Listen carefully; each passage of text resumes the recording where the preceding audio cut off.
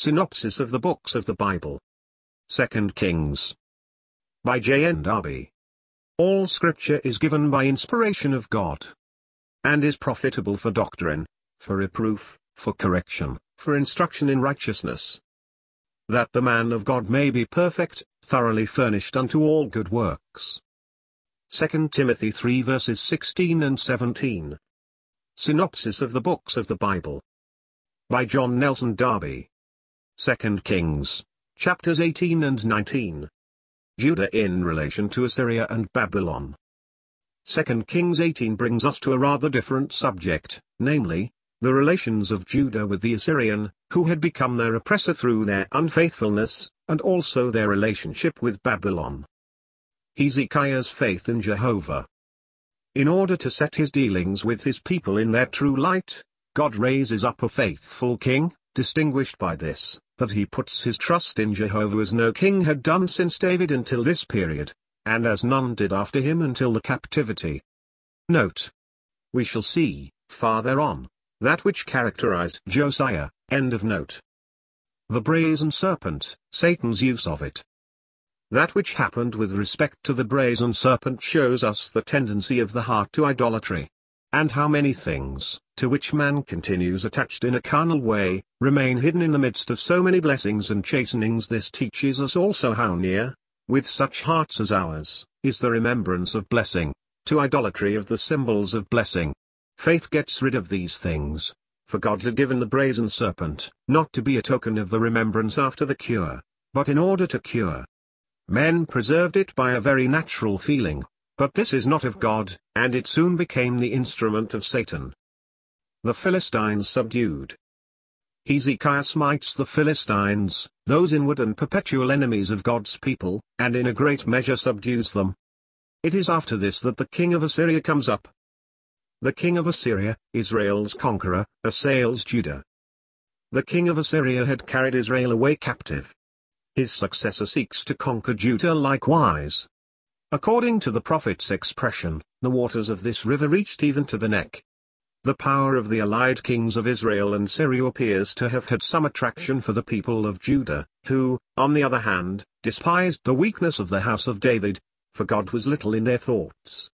In this confederacy, favored apparently by the people of Judah and Jerusalem, they proposed to set aside the house of David in favor of the son of Tabeel. There was an apparently well-conceived plan on the one side, and an imminent danger on the other. But these were not God's thoughts. In his mercy, he would not yet put out the lamp of David's house. He sends the promise of Emmanuel and exhorts the remnant to put their trust in Jehovah himself. We shall examine this more in detail when we consider the prophecy of Isaiah. I only refer to it now, in order to elucidate the history and exhibit the condition of the people. Ahaz, who did not trust in Jehovah, was the instrument of fulfilling his purposes, but the Assyrian, in whose power he trusted, became through him the scourge of Judah. Hezekiah and Sennacherib. But in order still, to bless and preserve Jerusalem and Judah, God raises up Hezekiah, a godly and faithful king, who put his trust in Jehovah. Hezekiah is unable to repulse Sennacherib, so that the people are punished.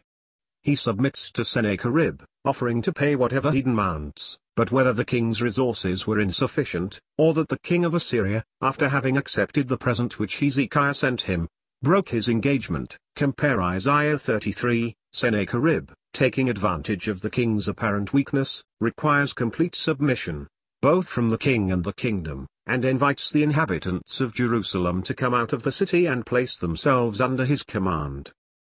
Sennacherib's blasphemy is answered by God. We see, however, that even while blaspheming Jehovah, Sennacherib is conscious that he is in the presence of a principle and a power that he does not understand. The people, obedient to the king's commandment, make him no answer. Drawn elsewhere by tidings of the king of Ethiopia's attack, Sennacherib repeats in a letter his blasphemies and insults. Hezekiah lays all these things before Jehovah and seeks his answer through the prophet Isaiah.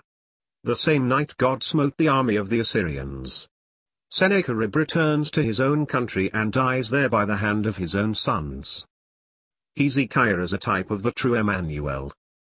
Hezekiah is thus a type of the true Emmanuel, of him before whom the Assyrian, the desolator of Israel, will fall.